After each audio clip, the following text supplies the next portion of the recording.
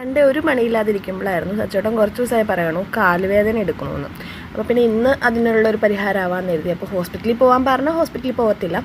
അപ്പോൾ നമ്മളെന്തായാലും പിന്നെ ഹോം റെമഡി നോക്കിയല്ലേ പറ്റൂ. അപ്പോൾ ഞാൻ ഒരു കലത്തിൽ കുറച്ച് വെള്ളം എടുത്ത് കുറച്ച് കല്ലുപ്പും മഞ്ഞളും ഉപ്പും ഒക്കെ ഇട്ട് ഒന്ന് തിളപ്പിച്ചാണ്. അപ്പോൾ നമ്മുടെ കഥാനായകൻ ആഗതനായിട്ടുണ്ട്. അപ്പോൾ ഇത് നമ്മൾ കാല് മുക്കി വയ്ക്കാനായിട്ടാട്ടോ. അപ്പോൾ കാല് ചൂട് കൂടുതലാണെന്നും പറഞ്ഞിങ്ങനെ നോക്കിയിരിക്കട്ടെ. ഇടയ്ക്കിടയ്ക്ക് തൊട്ട് നോക്കുന്നുണ്ട്, ചൂടാറിയോ എന്ന് നോക്കുന്നുണ്ട്. അപ്പോൾ അങ്ങനെ കുറേശ്ശെ ഇങ്ങനെ മുക്കി കൊടുത്തു. കാരണം ചൂട് കൂടുതലാണെന്നും പറഞ്ഞുകൊണ്ട് ഇങ്ങനെ ഇരിക്കുമായിരുന്നു.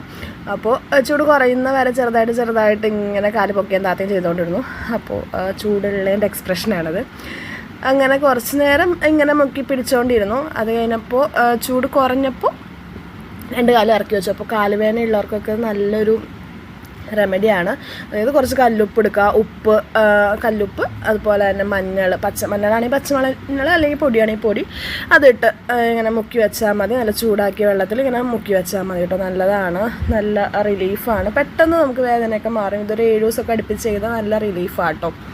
അപ്പോൾ ഞാൻ കുറച്ച് ദിവസമായി വിചാരിക്കണം ഒന്ന് പെഡിക്യൂർ ചെയ്ത് കൊടുക്കണം. അപ്പോൾ കിട്ടിയ അവസരം ഞാൻ അതിനും കൂടി ഒന്ന് മുതലാക്കി കേട്ടോ. അപ്പോൾ ഇവിടെ ഞാൻ ഇനി ചെയ്ത് കൊടുക്കുന്നത് നമ്മൾ ഒരു 3/4 മണിക്കൂറൊക്കെ കാല് മുക്കി വെച്ചതിന് ശേഷം കാല് കഴുകി അത് കഴിഞ്ഞിട്ട് ഞാനിപ്പോൾ ഒരു സ്ക്രബാണ് ഇട്ട് കൊടുക്കണത്. ഇത് സ്ക്രബ് ഏതാണ് എന്നുള്ളതിൻ്റെ ഡീറ്റെയിൽസ് ഇങ്ങനെ വേറെ വീഡിയോയിൽ ചെയ്യാം. അപ്പോൾ ആൾക്ക് കാല് ഭയങ്കര സെൻസിറ്റീവായിട്ടിരിക്കുകയാണ്, അതാണ് അവിടെ ചിരിച്ചുകൊണ്ടിരിക്കുന്നത്.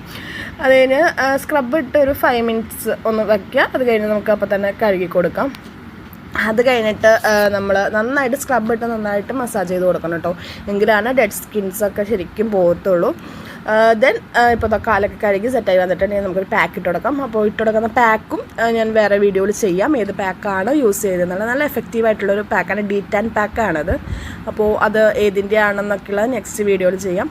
അപ്പോൾ ഇത് ചെയ്തിട്ട് നമ്മൾ ഒരു 20-25 മിനിറ്റ്സ് ഉണങ്ങാനായിട്ട് വയ്ക്കണം.